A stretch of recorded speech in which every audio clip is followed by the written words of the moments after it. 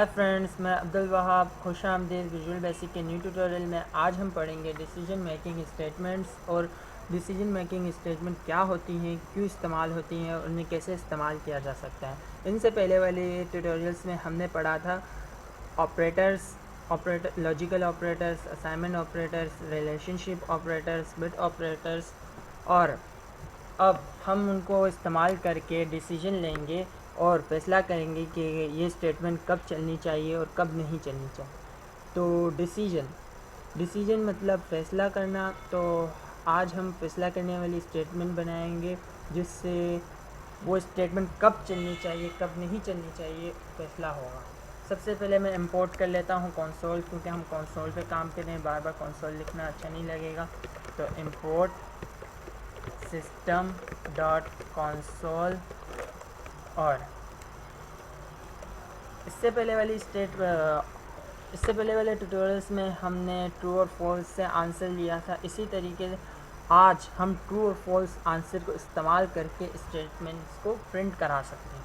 जैसे कि हम दो ऑपरेटर्स ले लेते हैं, इसमें डिम ए एंड बी, और दोनों को हम इंटीजर ले लेते हैं एज इंटीजर। अब मैं एक स्टेटमेंट लिखता हूँ, write line A is greater than B, और हम चेक कर लेते हैं ए और बी ग्रेटर देन है या नहीं। तो ए ग्रेटर देन बी। अब हम देखते हैं इसका आंसर क्या आता है। सबसे पहले तो हम ए और बी में वैल्यू स्टोर करा लेते हैं।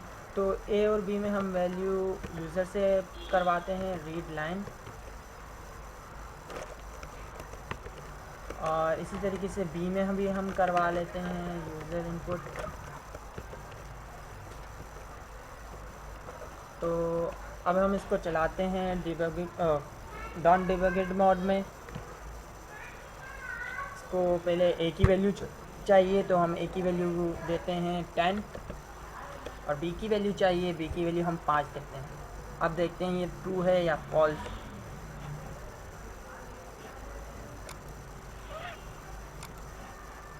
और हमने इन दोनों के बीच में इनको ब्रैकेट्स में नहीं दिया था, तो ये अलग से एक ऑपरेटर इसको समझ रहा था। अब हम इसको चलाते हैं, ए की वैल्यू 10, बी की वैल्यू 5, और चेक करते हैं ये ट्रू निकला, और हमने इसके बीच में स्पेस भी नहीं किया था। अब मैं ये चाहता हूँ कि ये स्टेटमेंट जब प्रिंट हो, जब ये ट्रू लिखा हुआ ना आए, ट्रू से ही कंट्रोल हो। तो हम ये कैसे कर सकते हैं? डिसीजन मेकिंग स्टेटमेंट को हम सिलेक्शन स्टेटमेंट्स भी कहते हैं, क्योंकि हम एक ख़ास कंडीशन सेलेक्ट कर लेते हैं और उससे हम उसको प्रिंट करवाते हैं या नहीं करवाते। अब मैं ये स्टेटमेंट कंडीशन कॉपी कर लेता हूँ, कंट्रोल X, और ये सब कुछ ख़त्म कर देता हूँ। अब हम इसको कैसे डिसीजन मेकिंग स्टेटमेंट बनाएं, डिसीजन कैसे लें। तो विजुअल बेसिक और बाकी प्रोग्रामिंग लैंग्वेज में इस्तेमाल होते हैं डिसीजन लेने के लिए इफ़ स्टेटमेंट्स। यहाँ पर हम इफ़ लिखते हैं, इसके बाद हम कंडीशन लिखते हैं,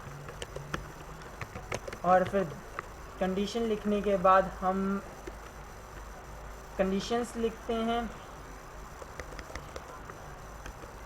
और फिर देन लिखते हैं। तो हम यहाँ पे लिखते हैं इफ़, और कंडीशन हमारी हम पेस्ट कर देते हैं यहाँ पर, और फिर देन लिख देते हैं।